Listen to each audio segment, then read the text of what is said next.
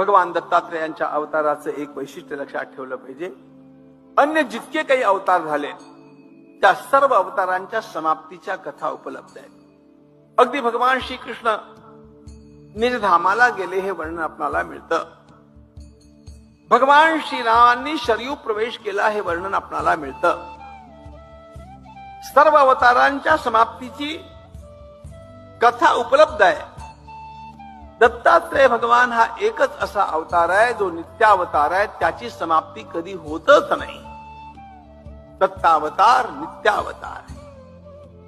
अन्य अवतार येती आणि जाती, अन्य अवतार येती आणि जाती, दत्तत्व संचले जैसे तैसे. किती प्राचीन. भगवान श्रीकृष्णांचे पूर्वज होते यदू, ययातीचे पुत्र. त्या यदूला पण भगवान दत्तात्रेयांनी उपदेश केलेला.